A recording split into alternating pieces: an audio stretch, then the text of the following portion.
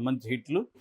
So, అలాగా ఈయన cinema career అనేది చాలా బాగుంది. అయితే కామెడీనే కాకుండా కొంత డిఫరెంట్ ఫిల్మ్స్, సీరియస్ జానర్‌లో కూడా ఆయన చాలా చేశాడు. 'ఎర్రమందారం' కావచ్చు, 'ఆ నలుగురు' కావచ్చు, 'మీ మీ శ్రేయోభిలాషి' ఇట్లాంటి సినిమాలు. 'క్విక్' మురుగన్ అనే ఒక హాలీవుడ్ సినిమా కూడా చేశాడు.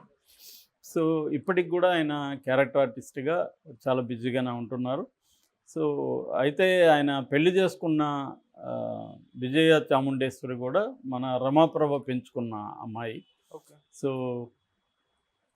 అయితే ఆయన ఒక ఇంటర్వ్యూలో ఏం చెప్పాడంటే, ఇప్పుడు వైరల్ అవుతున్న వీడియోలో, నేను మా అమ్మ 10 ఏళ్ల వయసులో, నా 10 ఏళ్ల వయసులో మా అమ్మ చనిపోయింది. అందుకని మా అమ్మ ఆహ్, నేను మిస్ అయ్యాను. దాంతో నా కూతుర్లో మా అమ్మని చూసుకునేవాడిని.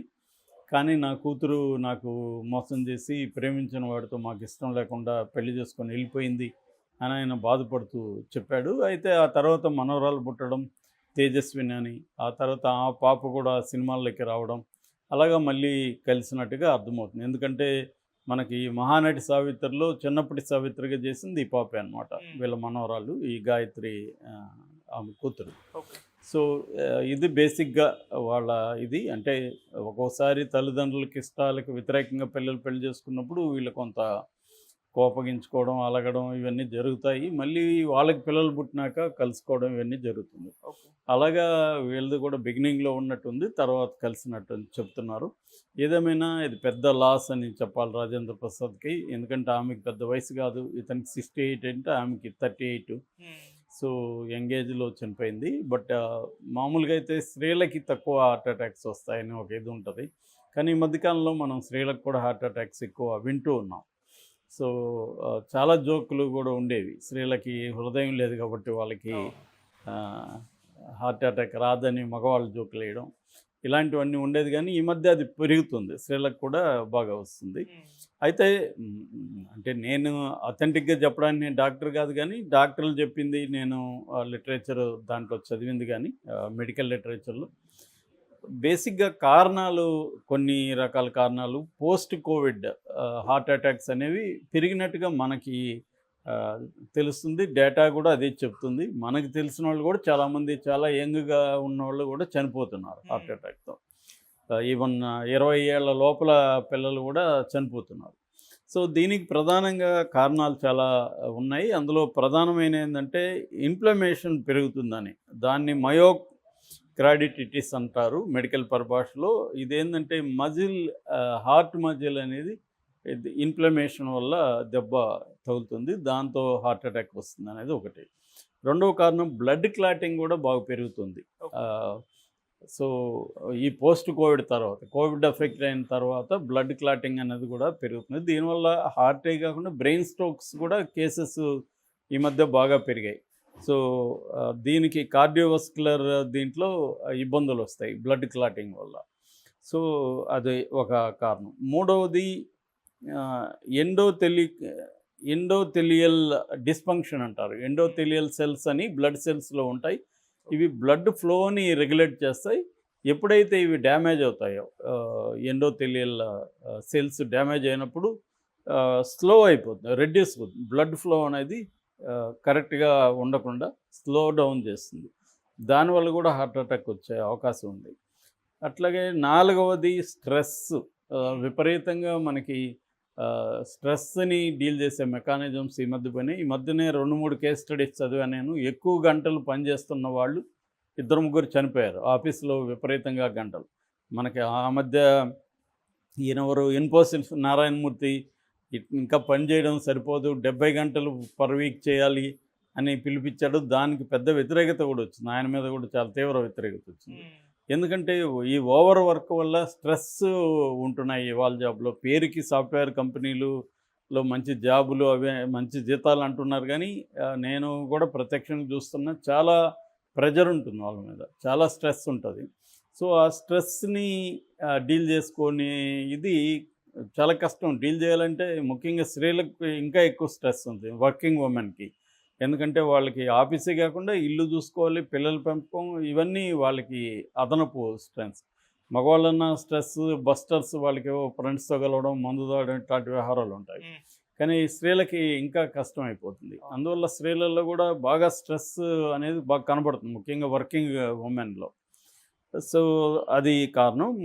నా ఐదవది క్రానిక్ ఇన్‌ఫ్లమ్ ఎఫెక్ట్ అంటారు. క్రానిక్ వచ్చి దీన్ని సెల్ సెల్యులోసిస్ అని పిలుస్తున్నారు.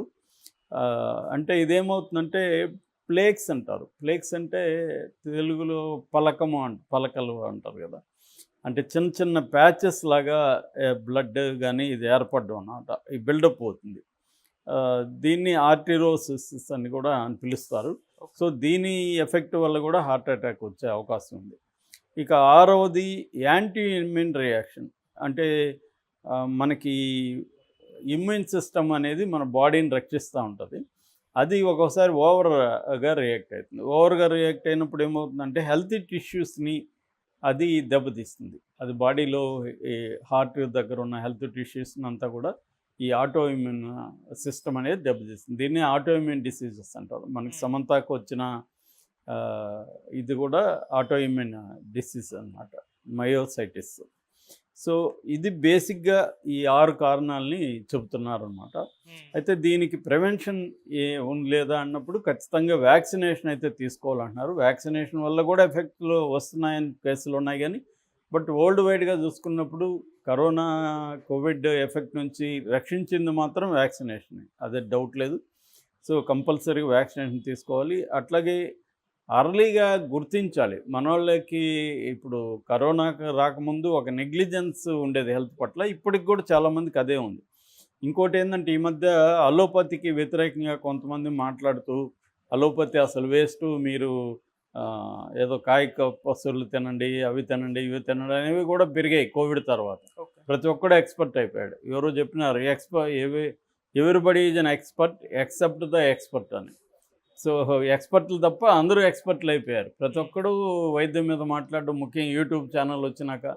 అట్లా కాకుండా ఖచ్చితంగా అలోపతిలో ఉన్న గొప్పదనం అలోపతిలో ఉంది. మిగతా వాటిలో కూడా ఆల్టర్నేటివ్ మెడిసిన్‌లో ఉంటాయి కానీ అన్నిటికీ అన్నీ పనికిరావు.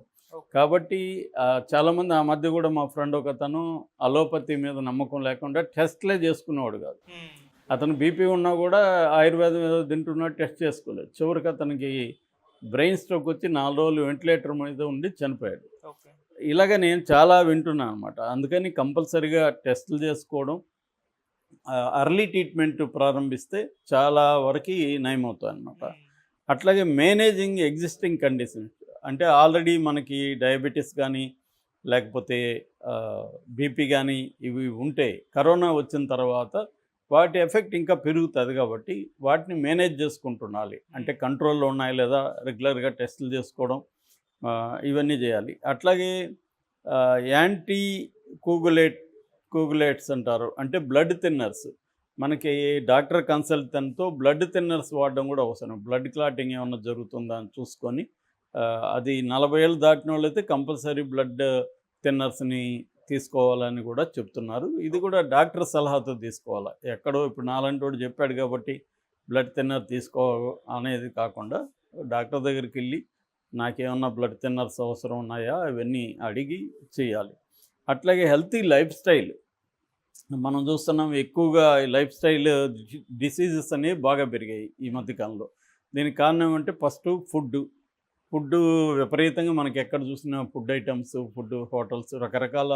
నేను 10 ఏళ్ళకి ఇప్పటికే హైదరాబాద్లో బీభత్సమైన తేడా కనబడుతుంది. సో, ఇక ఆన్లైన్లో వచ్చేసినాక ఎక్కడ కూర్చొని ఆర్డర్ చేసినా వచ్చేస్తాం. కాబట్టి దీనివల్ల ఫుడ్ టెంప్టేషన్స్ పెరుగుతున్నాయి. దాన్ని కంట్రోల్ చేసుకోవాలి ఒకటి. రెండోది, కొంతమంది డైట్ 4 రోజులు ఫాలో అవుతారు, వారం ఫాలో అవుతారు, నెల ఫాలో అవుతారు, మళ్ళీ మామూలే. ఇది కన్సిస్టెంట్గా ఒక మెథడ్ చూసుకోవాలి. అది కూడా ఎవరికి వాళ్ళు నిర్ణయించుకోకుండా ప్రాపర్గా ప్రాక్టీసింగ్ న్యూట్రిషనిస్టులు ఉంటారు, వాళ్ళ కన్సల్టెన్సీ తీసుకొని మన బాడీ పరిస్థితి యూనివర్సల్గా ఒక డైట్ ఇవ్వడని చెప్తే అది రాంగ్ అని అర్థం. అందరికీ ఒకే డైట్ పనికిరాదు. మన ఏజీ, మన వర్కింగ్ కండిషన్స్, మనకున్న ఆరోగ్య పరిస్థితి, వీటిని బట్టి మన డైట్ ప్లాన్ అనేది ఉండాలి తప్ప ఎవడో చెప్పాడు అదేదో ఇంటర్మీడియట్ ఫాస్టింగ్ అనో, కీటో డైట్ అనో, ఇంకోటి ఎవడో చెప్పాడు, అది రాంగ్. నువ్వు నీ బాడీకి, నీ వర్కింగ్ కండిషన్స్కి తగిన డైట్ తీసుకోవడం అనేది ఇంపార్టెంట్. సో అట్లాగే స్మోకింగ్ కానీ ఆల్కహాల్ కానీ ఇవి ఆల్మోస్ట్ మానుకుంటే మరీ మంచిది, లేదా కంప్లీట్గా తగ్గించుకోవడం. అట్లాగే ఫిజికల్ ఎక్సర్సైజ్, చాలామంది నేను చూస్తున్నాను ఫిజికల్ ఎక్సర్సైజెస్ వాకింగ్ అని ఏమి చేయరు. సో అది ఇంపార్టెంట్. సో ఒకటి అంటే ఫిజికల్ ఎక్సర్సైజెస్, డైట్, స్ట్రెస్ లేకుండా కంప్లీట్ మినిమం 7 to 8 అవర్స్ నిద్రపోవడం, ఇటువంటివి అవసరం. ఎందుకంటే చాలామంది సెల్ ఫోన్లో లేకపోతే ఇంకోటి చూస్తూ నిద్ర టైం తగ్గించేసుకుంటున్నారు వాళ్ళకి తెలియకుండానే. సో అది కూడా బాగా ఎఫెక్ట్ చూపిస్తుంది.